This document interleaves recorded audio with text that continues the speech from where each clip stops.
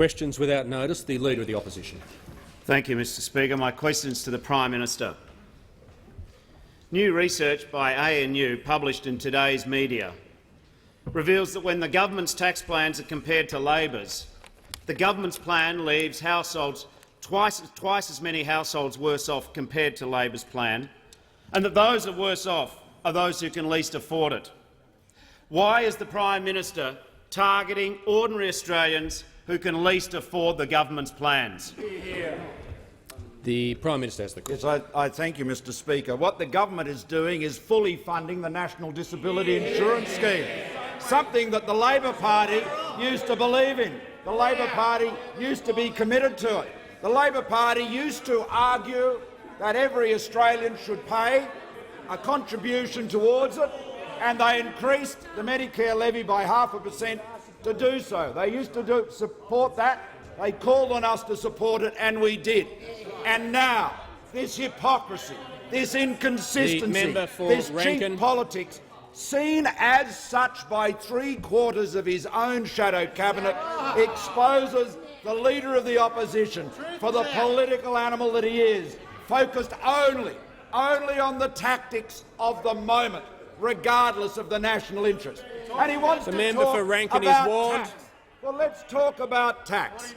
What he is proposing is that there would be the 0.5% increase would come in at $87,000. That's what he said. He says that's very fair. Well, let's have an example. Let's consider Mary, an experienced midwife in New South Wales. She earns $87,000. Under Labor's policy, if Mary earns an additional $1, she would begin paying an additional 0.5% on her entire income.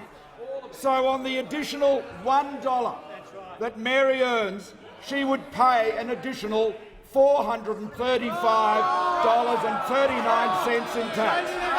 That is an effective— Members on my right. That, Mr Speaker, is an effective marginal tax rate of 43,539%. Indeed, under Labor's policy, Mary The member would for rather Rankin get will leave a under 94A. $500 pay cut to a $1 pay rise. Mr Speaker, under Labor's policy, a person with a taxable income of $86,500 would have a total tax liability of $21,390, leaving $65,110 after tax. But with a taxable income of $87,001, The member for McKellar. they would have a total tax liability of $21,997, resulting in an after-tax amount of $65,004. But, Mr Speaker, this is the slipshod politics of envy.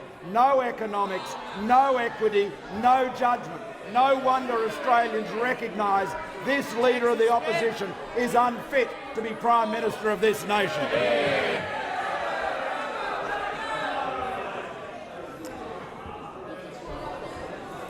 The member for Latrobe. Thank you, Mr Speaker. My question is also to the Prime Minister. Will the Prime Minister update the House on measures the government takes to keep Australians safe and our transport system secure? The Prime Minister has the call. Thank you, Mr Speaker, and I thank the honourable member for his question and acknowledge the honourable member's long experience and service in our police forces. Mr Speaker, members will be aware that a man attempted to gain access to the cockpit of Malaysian Airlines MH128 shortly after takeoff last night. The passengers on the flight bravely put themselves in harm's way to restrain the man, and the incident is now resolved with all on board safe. The Australian Federal Police is working with Victoria Police to determine the exact circumstances of the incident. I can confirm that the matter is not currently being treated as terrorism-related, and I'm informed that the man has a criminal history and has previously been treated for mental health issues. Now, the government, as it should, takes aviation security very seriously indeed, and we have a comprehensive and strong transport security system in place. It is constantly being reviewed to ensure it remains effective and proportionate to the risk environment. We do everything we can to ensure Australians fly safely and securely. Our transport security system is designed to keep Australians safe, prevent acts of unlawful interference, include the screening of passengers and baggage, hardened cockpit doors, training cabin crew so they can handle suspicious passenger behaviour and respond to threats to security. It involves plainclothes in-flight security officers and ensuring that unauthorised items are not placed on board aircraft. In April, the government implemented new security arrangements for inbound flights from Abu Dhabi, Dubai and Doha. Passengers are now randomly selected for explosive trace detection tests prior to boarding the aircraft. Mr Speaker, the #1 priority for my government and every government must be to keep Australians safe and protect our way of life.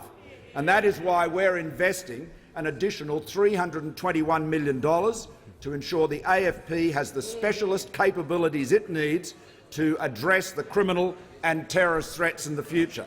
It's the largest single funding boost to the AFP's domestic policing capabilities in over a decade. We recognise that law enforcement must be equipped with the resources to respond to new and emerging criminal threats. And, Mr Speaker, so far this year we've seen the AFP and its partners intercept record shipments of cocaine, 1.4 tonnes, and methamphetamine, 903 kilograms. These have been intercepted because of the resources, the training and the professionalism that they have. Our police and security agencies, as honourable members know, have thwarted 12 major Australian-based terror plots since September 2014. They're on the front line, we're supporting them and they're keeping us safe. The member for Adelaide. Thank you, Mr Speaker. My question is to the Prime Minister. Analysis in Fairfax newspapers shows that a couple renting, where one partner has left university and the other is still studying, has an effective marginal tax rate of over 97% when their income reaches just $37,000. Why is the Prime Minister outraged about marginal tax rates for millionaires but says absolutely nothing about families who will pay an effective marginal tax rate of over 97%? The Minister for Social Services. Members on my left. I think The Minister has the call. Mr Speaker, I thank the member for her question.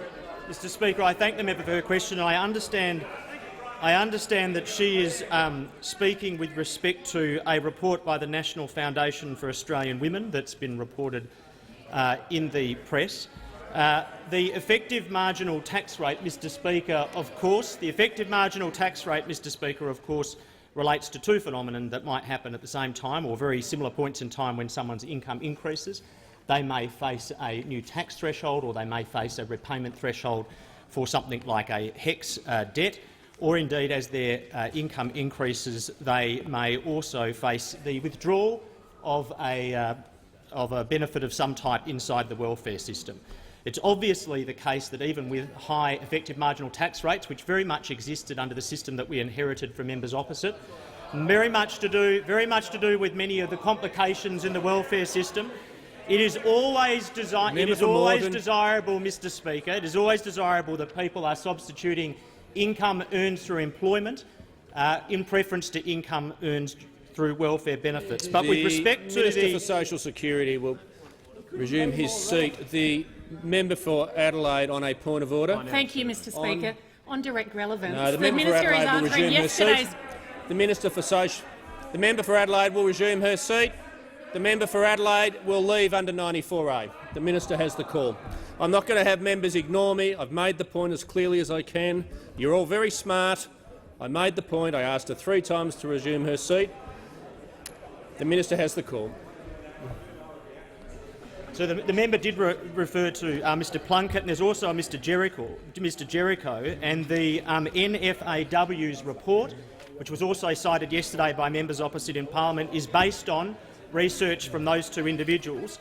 What I'm informed is that the NFAW's statement, Mr Speaker, that graduates earning $51,000, most of whom are likely to be women, will have less disposable income than someone earning $32,000, appears to assume that there are changes to rental assistance in the budget. That is not the case, and I'm also further informed that that statement from the NFAW, based on the research that members opposite cite, the statement that graduates earning $51,000, most of whom are likely to be women, will have less disposable income than someone earning $32,000, is, in the advice of my department, incorrect and very misleading.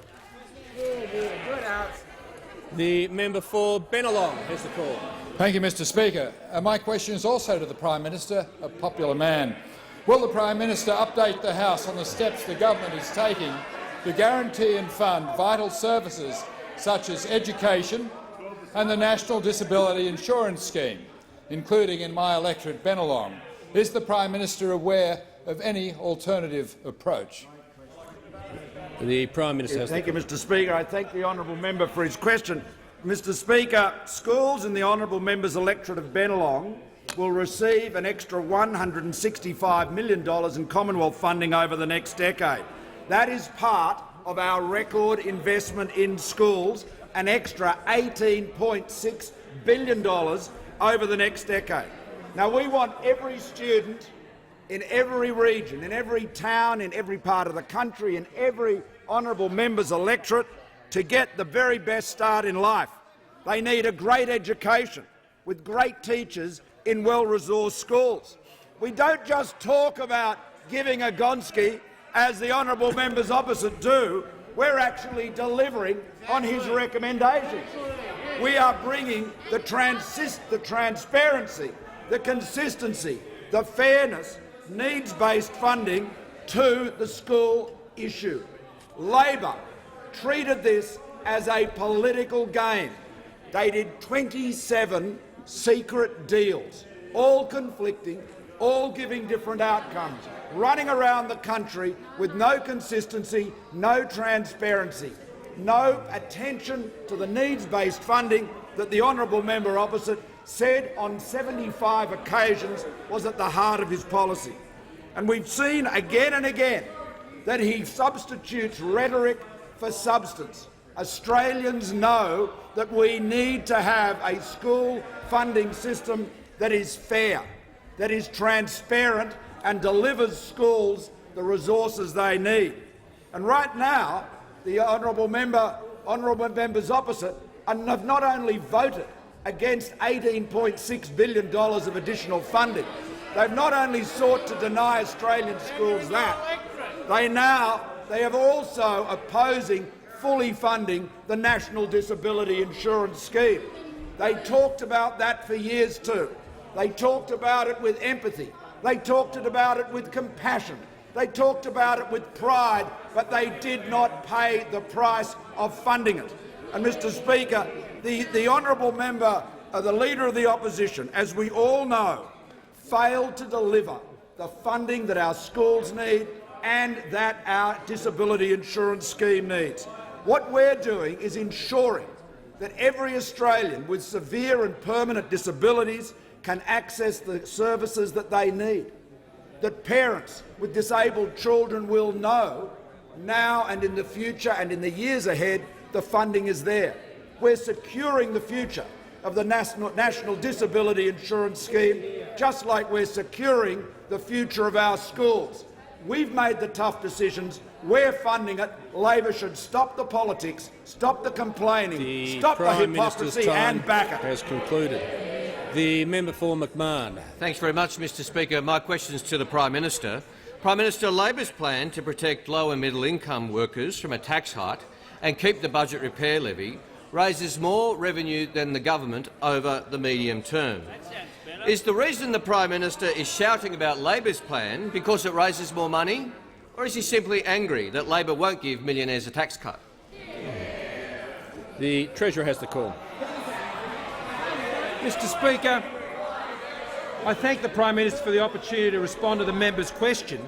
What the member didn't point out to the House is at the last election they proposed to extend the deficit levy and they spent all the money. Mr Speaker, they spent it all.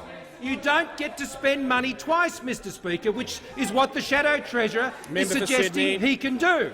What he's saying is that all the money that he said at the last election that he was going to spend by ensuring that the top marginal tax rate remained at an uncompetitive level well into the future over the next 10 years. All the money that he said he was going to have from reversing the corporate tax cuts and the small business tax cuts, he spent that all at the last election, Mr Speaker. And he still had a $16.5 billion higher deficit at the last election. So, Mr Speaker, when he comes in here and says that he has a higher revenue from this measure, he's forgotten that he's already spent the money, Mr Speaker.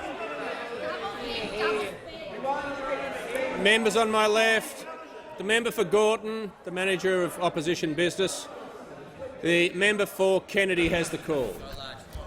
Deputy PM, yourself and ex-Treasurer Swan committed $6 million to moving forward the greatest nation-building proposal in 50 years, Hell's Gates. This is destroyed by the Shorten Burdekin hydro, generating a pinprick 3 hours a day, 50 megawatts, and a meagre 80 million. Hell's Gate generates 605 megawatts for 24 hours, 2,400 million in power, ethanol, CO2-fed algae, beef and sugar. Can the House be assured that the hydro will be overridden and Joyce Swan prevail? CO2 emissions reduced by 6 million tonne a year, 20 times the hydro, reductions in morbidity by 15%. The member's time has concluded. Prices. The Deputy Prime Minister has the call. Come on. Come on. Thank you, Mr Speaker. I didn't hear it to its conclusion, but I got the general gist of the question. Mr Speaker, I'd like to commend the work of the member for Kennedy. He's been here for nearly a quarter of a century, and I know he's a man of great vision. He was also the Minister for Northern Development in the Bjelke-Petersen government, a position he held with quite some pride. And I remember talking to the member for Kennedy right back in 2000, back in the National Party days, and I know the vision and the passion you have for Northern Australia. And well may you have that vision, because others in the Labor Party do not have that, and they will not stand up for Northern Australia. And of course, we have the member for Kennedy put $2.2 million on the table to fund the feasibility study for Hell's Gate because of the intrepid work and detail that was put into that position by yourself and the former member for Herbert, Ewan Jones. The former member for Herbert, Ewan Jones. Of course, the current member for Herbert is not really interested in dams in Northern Australia, not really interested in dams anywhere. On my right and left. The current member for Herbert's not very interested in Carmichael Mine, not very interested in Carmichael Mine. But of course, what we want to do is pursue these dams. In fact, member for Kennedy, you'd be interested to know that this year we've been accepting applications from state governments, for further construction funding. And how many dam projects has the Queensland Labor government come through with? None. The member for Bendigo. None. Not one. Member for Bendigo is warned. The Member for Griffith is warned. To gut our dams policy. They want to take money out. They want to remove $232.5 million. They have no vision for this nation. They have no vision for North Queensland. You know that. I know that. That's why we've got to try and move this project along, and I'm looking for the Labor government to stand up for North Queensland. I really am. But see, the problem is when we want to try and deal with these issues, we have the member for Greenlow, the shadow minister for infrastructure, but he's not so much a shadow; it's pitch black. Pitch black. It's radio silence. He's like a Cistercian monk. He's coming there with a vow of silence. Can't say boo. Can't say boo unless it's an interjection. So it's an interjection. And I'll take the interjection from the member for Watson, because the member for Watson, the leader of opposition business, should give the member for Greenlow a question. You really should. You should look after your workspace. You should treat him fairly. Be fair at work. Be fair at work and give that gentleman a question. You should let that man go to that box and ask a question, but you won't. But we're going to fight for this dam because I understand how important it is. I have an absolute passion for dams, a passion for Rookwood in the Seat of Capricornia, a passion for developing the north, a passion for building the water infrastructure. This gentleman beside me here, Snowy Hydro too, can't get much better than that. That's real vision. That's real vision. And Inland Rail, that's our vision. We've got that. The Deputy Prime Minister's time has concluded.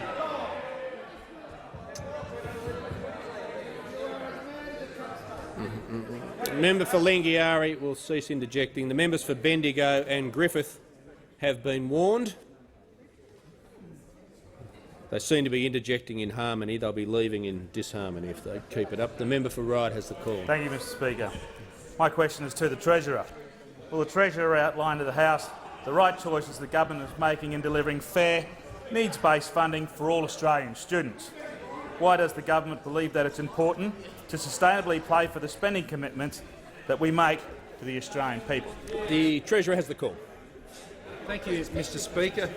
And I thank the member for Wright for his question and Mr Speaker for his understanding of the fact that it is absolutely essential at a time when wages growth is modest that we guarantee essential services for all Australians, Mr Speaker. And in this budget, the Turnbull government has said yes to guaranteeing the essential services that Australians rely on. We've said yes to guaranteeing Medicare. We've said yes to fully funding the National Disability Insurance Scheme. We've said yes to $18.6 billion in real money, in real funding for needs-based funding of our schools, which includes a 60% increase over 10 years in per-student funding in public schools in this country, Mr Speaker. That's what we've said yes to. Those opposite, the Labor Party, are saying no to guaranteeing essential services in this parliament. And in fact, on 6 separate occasions in this place, when it came to voting for real money for real schools, they said no. On 6 separate occasions, the Labor Party voted no to more funding for public schools, for non-government schools, for schools with children with disabilities, Mr Speaker. They voted no, no, no and no, Mr Speaker, and 2 more no's on top of that, because that's what we're getting from this opposition. It's all about the no, Mr Speaker, and it's never about the yes on working with the government to guarantee the essential services that Australians rely on. But Australians can rely on the promises of this government, Mr Speaker, because they're paid for. They're paid for because this government lives within its means, Mr Speaker. Under this government, expenditure growth has been at 2% in real terms. 2% in real terms. Revenue growth at 3.3%. Under the Labor Party, Mr Speaker, real growth in expenditure was at 4%. 4%, but revenue growth was at less than 1%. The Labor Party spent money 4 times faster than it was coming in, Mr Speaker, and that's why you cannot trust the Labor Party with their empty promises. They didn't fund the NDIS, Mr Speaker. They didn't fund their schools promises. They didn't fund their health promises when they were in government. And so when Australian public hears the Labor Party rattling around about spending money, Mr Speaker, we know they'll always spend it, but we know the money isn't there to pay for it, Mr Speaker. And because this government lives within its means, as we have demonstrated again in this budget, Mr Speaker, we have reduced the growth in debt by over 2/3 from what we inherited from those opposite. Our real growth in spending is at the lowest level in 50 years of any government, Mr Speaker. Those opposite spent, and then they promised and promised, Mr Speaker, but we know they can never be promised to deliver. The member for Lawler. Thank you, Mr Speaker. My question is to the Prime Minister. How is it fair that in this budget an early childhood teacher in Werribee in my electorate earning $60,000 a year gets a $300 tax increase, while a millionaire gets a $16,400 tax cut?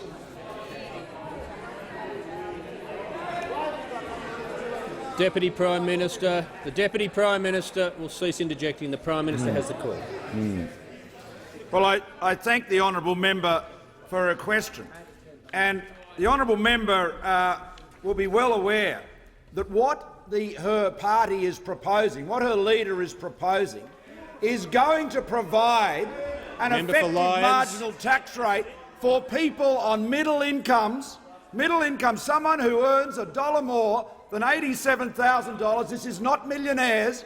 They will have a 43,539.5% effective marginal tax rate.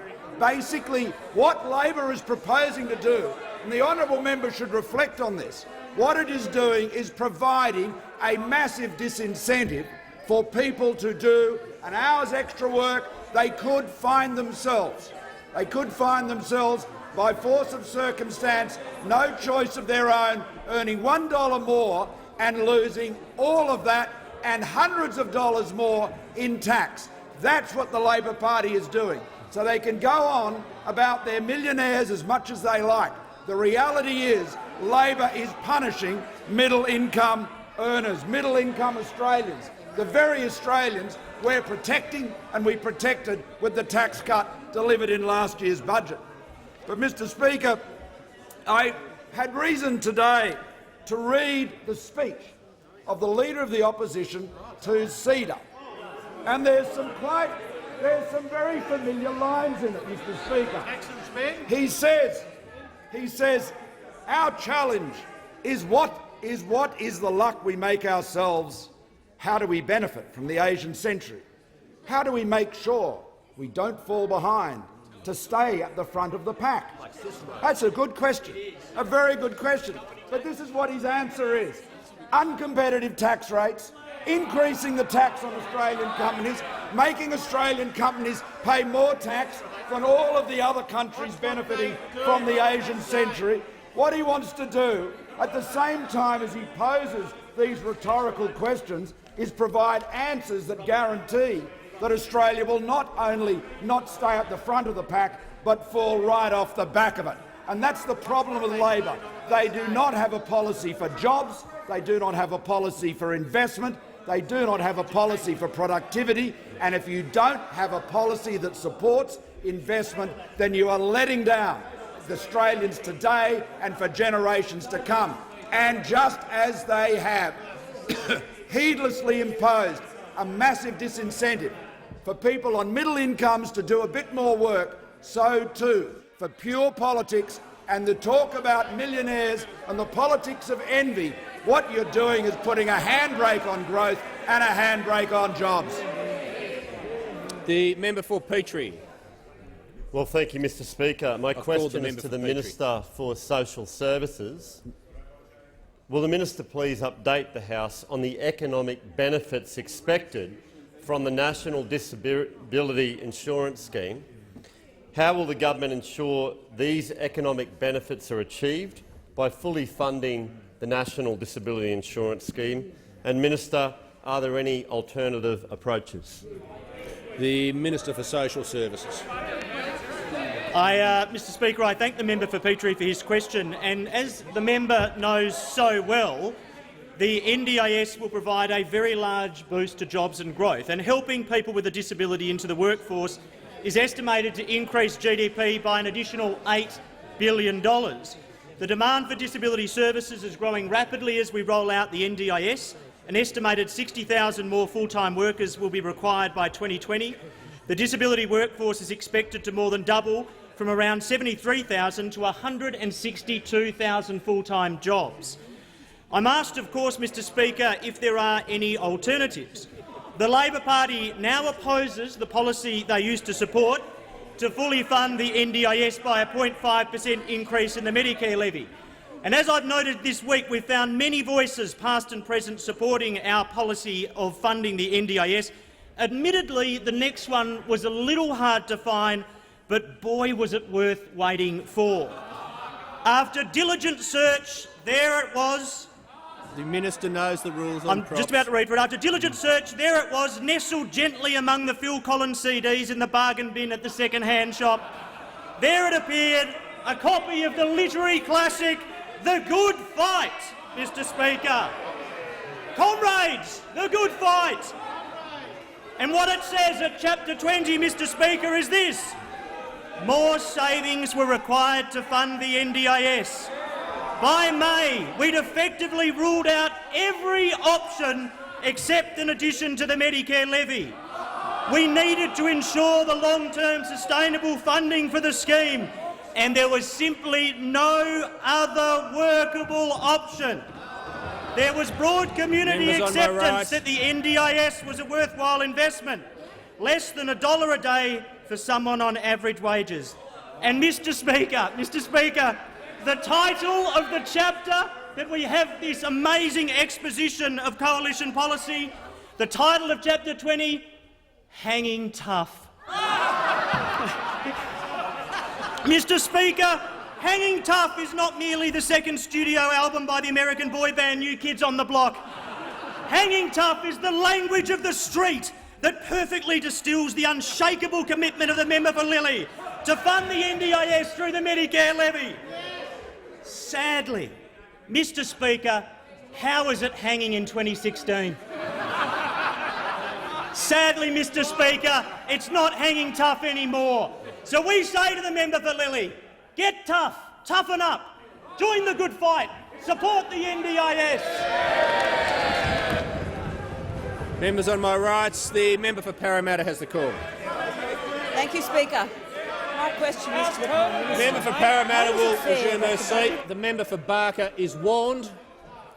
The Minister for Energy and the Environment is now warned as well. The member for Parramatta has the call. Thank you, Speaker. My question is to the Prime Minister. How is it fair that in this budget a flight attendant living in Parramatta in my electorate earning $60,000 a year gets a $300 tax increase while a millionaire gets a $16,400 tax cut? The Prime Minister has the call. Well, Mr Speaker, the honourable member may well ask herself how is it fair to leave the National Disability Insurance Scheme unfunded?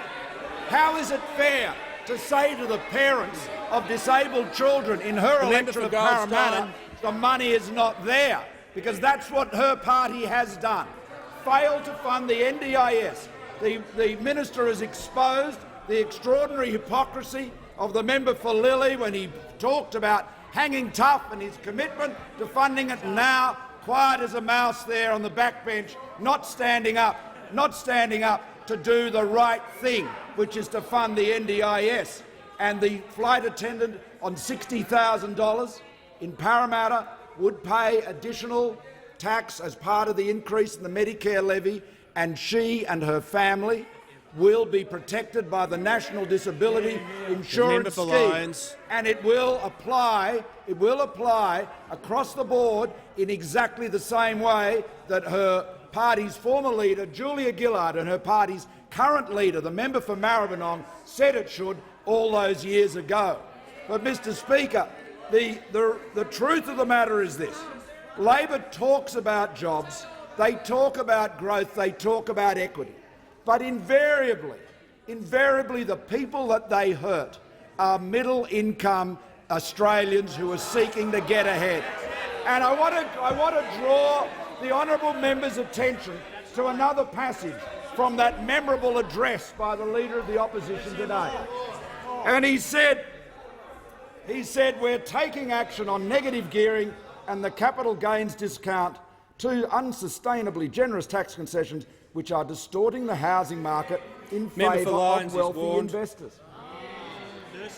Most of the people who take advantage of negative gearing are on middle incomes.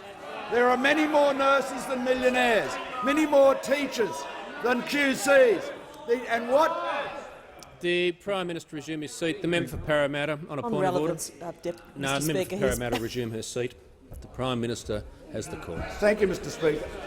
The Labor Party's proposal to ban negative gearing to prevent people from offsetting rental losses against their professional or salary income will put out of the market the very middle-income earners the honourable member claims to have such empathy for, and who will it leave in?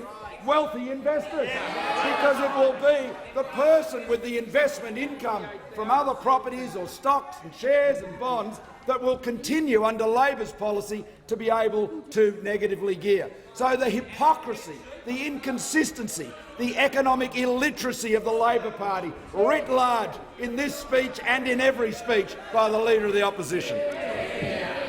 The member for Forrest. Thank you, Mr Speaker. My question is to the Minister for Forrest. The member for McEwen won't have a discussion with me. He'll sit there silently or leave the chamber.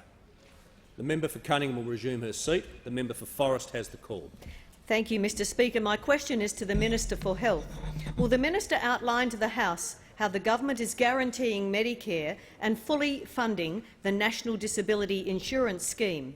Is the minister aware of any alternative approaches? The Minister for Health and Sport.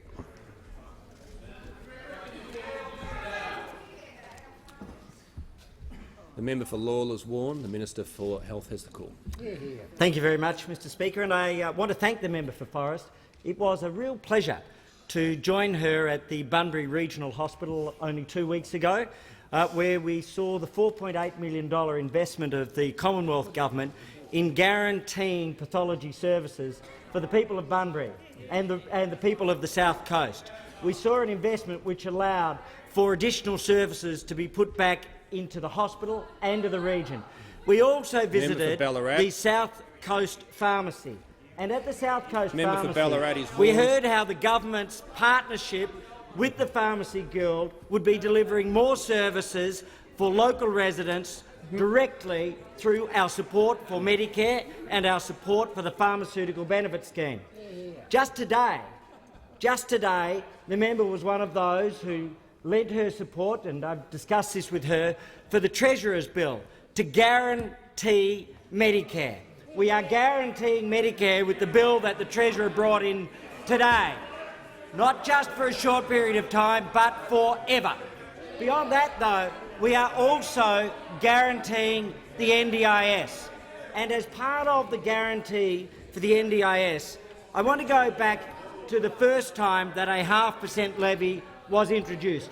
We've heard about the member for Lily's comments on this, but the bill to bring in the 0.5% levy at the time was brought in by the then Prime Minister Julia Gillard, who said, "This reform will provide peace of mind to all Australians that if they or a loved one acquire a disability, they will be supported." Well, the Leader of the Opposition may not have heard what she said, but you can bet he believed in it at the time. And I can tell you this, whilst his hearing may have changed since then, the reality of the matter has not. We know that 100% of Labor members believed it was the right thing to do at that time. We know that 75% of Labor shadow ministers believe it's the right thing to do at the present time. And my bet is that the vast majority of people on their backbench also believe that the NDIS levy is the right thing to do at this time. They know it. And you know what? The disability sector also believes it. Here's what the Disability Advocacy Network said. "It seems to us that people do understand that it is a fair way to do it because the Medicare levy comes in and is paid in proportion to people's income. Then it's not an unreasonable way to pay for something that benefits everybody in the country." That's what the Disability Advocacy Network says. The truth is this. It was the right thing to do at the time. It was the fair thing to do at the time. It's still the fair thing to do at the time. And if you believe in the NDIS at all, support our... The Leader of the Opposition has the call. Thanks, Mr Speaker. My question is to the Prime Minister. Is the Prime Minister aware that under his government, real wages for high-paid executives are growing, but they get a tax cut? And the real wages for people on modest incomes are going backwards, but they get a tax increase. Does the Prime Minister have any idea what is going on in the real world? The member for Gilmore will cease interjecting. The Prime Minister has the call. Prime Minister has the call. The Leader of the House will cease Thank you, Mr interjecting. Speaker. The Leader of the Opposition, in his reckless political campaign based on the politics of envy, undermines everything he claims to stand for. He claims to stand for jobs. He wants to stand for employment. He knows that jobs come from investment. He knows because he said it right here, right where I am standing. He said lower company taxes result in more investment, higher productivity and more employment. He knows because he argued right here that reducing company tax, reducing business taxes will result in higher income for Australian workers. $750 a year on average. Under 94A. He knows that what we need to do is get more private sector investment. And yet, what he wants, what he talks about, what he's now arguing for is higher taxes on Australian businesses. He wants to have higher taxes higher disincentives to invest, to employ. Now, the Leader of the Opposition cannot have it both ways. If he wants to be a pro-growth, pro-investment person, then he should stop halfway through this speech or stop after page 2 before he gets into all the politics of envy. He posed a question very well. How do we ensure Australia stays at the front of the pack? Good question. Well, Mr Speaker, it used to be obvious to the Labor Party. It used to be obvious to the member for McMahon who wrote a book about it that what you need to do is encourage investment, provide incentives for people to grow their businesses and to employ, and provide incentives for people to work longer, to work harder, to get better skills and increase their incomes. What they are presenting is a Medicare levy increase which will provide a massive disincentive for anybody to earn $1 more than $87,000. A worker, by some calculation unbeknownst to her, finds herself earning an extra dollar above $87,000 will be paying all of that and $500 more in tax. That is $1 increase, a 43,000% effective marginal tax rate. And Mr Speaker, you know, he's only interested in appealing to this politics of envy, but I ask him this, I ask the Leader of the Opposition this, how do you look to thousands of Australians on middle incomes and say to them in good faith, everything Labor policy does will discourage you from getting ahead. Every single measure is an attack on middle Australia and their aspirations for a better life. The member for Calare. Mr Speaker, my question is to the Deputy Prime Minister and Minister for Agriculture and Water Resources. Will the Deputy Prime Minister outline to the House how the government is backing hard-working regional Australians and spreading opportunity through our decentralisation agenda? And is the Deputy Prime Minister aware of any threats to regional employment and our plan to drive the economic development of regional Australia? The Deputy Prime Minister has the call. Well, Mr Speaker, I thank the honourable member for his question, and I can understand how he has a great interest in decentralisation, especially after the Regional Investment Corporation. We've started the process of establishing that in Orange, in a regional city, building on what they already have there with Paraway Financial from Macquarie Bank, with the investment unit of rural investment in the National Australia Bank, with the regional the Department of Agriculture. With this is a belief in decentralisation, belief in creating that centre of excellence in and around Orange. And of course, our belief in decentralisation doesn't stop there. Of course, we have the Fisheries RDC going to Adelaide. And I know the member for Sturt is very interested in that. The Grains Research Development Corporation to Toowoomba, to Dubbo, Perth and Adelaide. APVMA, and we know here a lot about that, to Armidale, to make sure that we create a centre of excellence in Armidale. And of course the Rural Industries Development Corporation, to the Cedar Riverina, to Wagga. And the Murray-Darling Basin Authority, we're establishing new offices there, especially in Wodonga. This is all about our belief and a vision for regional development. We have that vision that is not only held by us, but held by so many others. In a recent Senate inquiry, we received 200 submissions. 177 supported decentralisation and only 4 were against. One of the councils that supports decentralisation is Cessnock.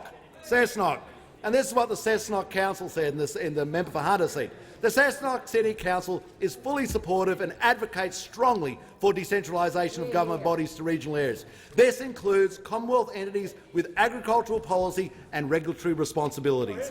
And of course, and I'll take the interjection from the member for Hunter, because the people who are against decentralisation, quite obviously, are the Labor Party. They don't support it. They had an inquiry into decentralisation, and guess where they held it? In Canberra. In Canberra. And of course, then they had to find one town to go, so they went to Townsville. So Canberra, Townsville. That is their vision. Of course, the vision for Townsville isn't so good because the member for Herbert does not support it. Has not come out to support the Carmichael mine. We'll get the member for Maribyrnong to support it.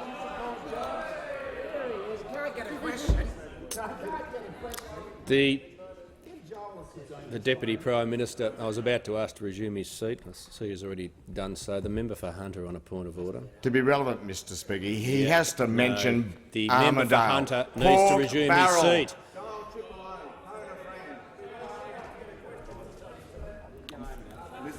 To save member for Hunter, the Deputy Prime Minister has the call. Well, Mr Speaker, of course what we need— I don't know who is the Shadow Minister for Regional Development in the Labor Party. Who is it? They don't have one. They don't have one. There you go. And of course, maybe it could be Albo, but you never know. It could be Albo. I think hashtag let Albo speak. The Deputy Prime Minister will resume his seat. Deputy Prime Minister will— you refer to members by their correct titles, and the Deputy Prime Minister can now resume his seat. The member for Sydney. 2 mercy rescues. It never happened before. I've called the member for Sydney. Thank you, Mr. Speaker. She just couldn't hear because of the interjections behind her. Thank you, Mr. Speaker. My question is to the Prime Minister. How is it fair that under the Prime Minister's $22 billion schools cut, students at Our Lady of Lavang in Adelaide will lose half their funding?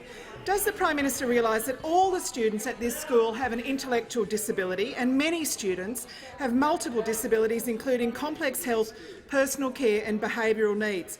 Why is the Prime Minister cutting half the funding for each student at Our Lady of Lavang? Here. The Prime Minister has the call. Disabled kids. Shame on you. Why are you calling them disabled kids? Thank you, Mr Speaker. I thank the honourable member for her question. The honourable member knows very well that the needs-based funding model of which she used to speak so eloquently has been abandoned by her, and she can shout as loud as she likes. Member for Sydney is now warned. But the facts and her conduct speak for themselves. For years, she told us about the need to support— The Prime Minister will just resume his seat for a second. This is a familiar pattern with the member for Sydney, but just so she's clear, she's been asked to cease interjecting a number of times through question time. She's been warned if she interjects again, she'll leave. She's planning on interjecting. I suggest start packing up. The Prime Minister has the call. Thank you, Mr Speaker. Mr Speaker, the member for Sydney knows very well that the recommendation of the Gonski panel in 2011 was to introduce transparent, consistent national needs-based funding. And the needs-based funding is based on a schooling resource standard which is then adjusted with loadings for disabilities, for low incomes, for lack of English as a language, and so forth. A whole series, half a dozen, special loadings, remote schools, small schools, and so forth. Now, that calculation, which has been used under the Labor government, continued under our government, has been consistent for many years. And there have been many arguments made about improving and refining the SES measure, and that, of course, is a commitment the government has. We'll continue to work with the sector to improve it, to refine it. And as the Minister for Education has made clear, schools that feel the SES measure has not treated them appropriately are able to have their needs assessed on the basis of the parents' income in a much more direct and granular way. So this is a very conventional approach that has been operating for many years. It allocates the funding on a needs basis. It does so transparently. It does so consistently. Now, that is what Labor argued for years. They claimed to have introduced it, but they did not. Ken Boston, David Gonski's fellow member of that panel, described Labor's 27 secret deals as a corruption of the Gonski recommendations. We're not giving a Gonski, we're not talking about a Gonski, we are delivering. We are delivering. And we're delivering on that needs-based funding, and the honourable member knows it better than most. What she is standing up for is not Gonski, it's not needs-based, it's 27 secret, inconsistent deals, a corruption of the Gonski panel's recommendations. The member for Murray has the call. My question is to the Minister for Immigration and Border Protection. Will the minister update the House on reforms the government has announced to strengthen the processes around obtaining Australian citizenship? Why is it important that Australians that are aspiring to be Australians, that they share Australian values, and is the minister aware of any alternative approaches? The Minister for Immigration and Border Protection has the call. Thank you very much, Mr Speaker. I thank the honourable member for his question and thank him for being a champion in this parliament for Australian values and asking no more of people than that they abide by Australian laws if they want to be an Australian citizen. Mr Speaker, the government's been very deliberate, as we've discussed in recent weeks, that we do want to make sure that if people want to become Australian citizens, we want them to abide by Australian laws, we want them to abide by Australian values, and we want them to provide for their families in the same way that many hundreds of thousands of people who have come here as migrants under the Refugee and Humanitarian Program, for example, should continue to contribute into the future. Now, Mr Speaker, it's not every day that I quote the Fairfax Press, but today I feel compelled. And you know why, Mr Speaker? Because as it turns out, the Labor Party is not only tearing itself apart on border protection policy, they are tearing themselves apart on what I think is a pretty fundamental and easy question to answer. That is, do you support the government's position in relation to enhancing our citizenship changes? As it turns out, the member for Cowan is warned. As it turns out, not only, Mr Speaker, is the Leader of the Opposition unable to muster the leadership capacity to draw the left and the right together to support a sensible border protection policy, it now turns out that the left, under the member for Grainler, is mounting some sort of insurgent behaviour against the Leader of the Opposition on this fundamental issue. And it seems that this civil war that's broken out between the Leader of the Opposition and the member for Grainler has found a new home in relation to the citizenship test. Now, I think it's a basic question that most Australians can answer. For example, if people want to become Australian citizens, should they have an adequate level of English proficiency? I mean, should that be a basic test? Yes, it should, Mr Speaker, and that's the feedback we've had around the country. But do the Labor Party support that or oppose it?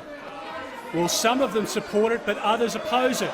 And the problem is that the Leader of the Opposition has no clue which way to land this issue. The trouble is that this civil war in the Labor Party is going to continue. It will continue. Where there is smoke, there's fire when it comes to the member for Grainler.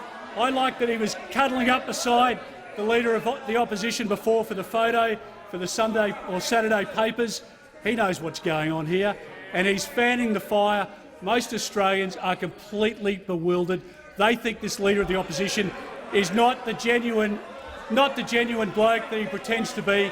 And you know what, Mr Speaker? They are dead right. The member's time has concluded. Member for McMahon. The member for Barton will cease interjecting. The minister will resume his seat.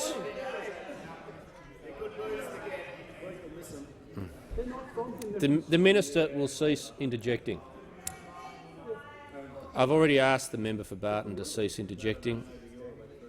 No one seems to want to give the member for Port Adelaide a go. The member for Port Adelaide has the call. Well, thank you, Speaker. My question is to the Prime Minister. I refer to reports that President Trump is poised to withdraw from the Paris Climate Agreement. Just before midnight last night, in response to those reports, the chair of the Coalition's Environment and Energy Committee, the member for Hughes, posted, "It's not confirmed yet, but have the champagne on ice." John Howard followed the United States out of Kyoto when George W. Bush rejected it, so how can anyone have confidence that this government won't do exactly that with the Paris Agreement? The Prime Minister has the call. Thank you, Mr Speaker. I thank the honourable member for his question, and Mr Speaker, I repeat today what I said on the 16th of November when the treaty was ratified. When Australia makes a commitment to a global agreement, we followed through, and that is exactly what we are doing. We are committed to the Paris Agreement, and we are on track. We are on track to meet our targets. We are committed to ensuring that Australia's has affordable and reliable energy, and do so, achieve that while meeting our global commitments for emissions reduction. That is our commitment. And what we're doing is taking real and practical action to get that job done. The Deputy Prime Minister talked about our commitment to Snowy Hydro 2.0, the largest commitment to storage to support renewable energy in the Southern Hemisphere. That is a vital project. The Labor Party, and especially in the honourable member's state, allowed renewable energy to be rolled out, wind, at such an extent that it can provide well over 100% of his state's electricity, but then at the next minute, zero. No storage, no plan, no backup. The Labor Party has allowed gas prices to go through the roof on the East Coast, and we have had to take the steps to bring them down. The decisive action that I took as Prime Minister to ensure that we would limit exports so as to be confident that gas demand was met on the east coast of Australia has already seen the wholesale price come down, as it ought and as it needs to do. Mr. Speaker, that's our commitment: affordable, reliable energy and meeting our emissions reduction targets in accordance with our commitment to the Paris Treaty. And Mr. Speaker, if I may, on indulgence, because the honourable member is from South Australia, and the school the member for Sydney asked me about earlier was from South Australia, can I say that Our Lady of Lavang School will receive an extra $3.9 million over the next 10 years, and the per-student contribution from the Commonwealth on the government's estimator will go from $28,855 to $41,390 in 2027. Once again, the member for Sydney set out to mislead the House with claims of cuts that are simply not true. The member for Sydney on a point of order. Well, actually, on indulgences, the Prime Minister had indulgence to add to an answer. No, the member for Sydney will resume her seat. No, the member for Sydney will resume her seat. The member for Sydney has other forms of the House, particularly at the end of question time. The member for Sydney, I'm not going to take the House right through all the detail of the practice here now. If you want to have a chat, we can do it in my office any time you'd like to. The member for Sydney has other forms of the House. If she feels she's been misrepresented, if members think they're going to argue with me and stay in the chamber, they have another thing coming. The member for Groom. Thank you, Mr. Speaker. My question is to the Minister for Foreign Affairs. Will the minister update the House on the Australia-United States Foreign Affairs and Defence Ministers meeting next week? The Minister for Foreign Affairs. Thank you, Mr. Speaker, and I thank the member for Groom for his question and his interest in this very important meeting.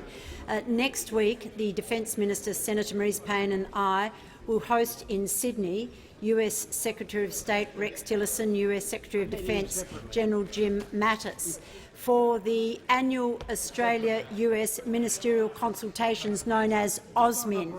Mr. Speaker, AUSMIN has been the principal forum for our bilateral consultations for about the past 30 years, and this ministerial meeting will be the first formal ministerial meeting with the new Trump administration. It follows on from the very successful visit to Australia by Vice President Pence, the Prime Minister's meeting with President Trump in New York, and indeed there have been 13 ministerial visits to the United States since the inauguration, all high-level, all targeted to matters that will benefit the Australian people.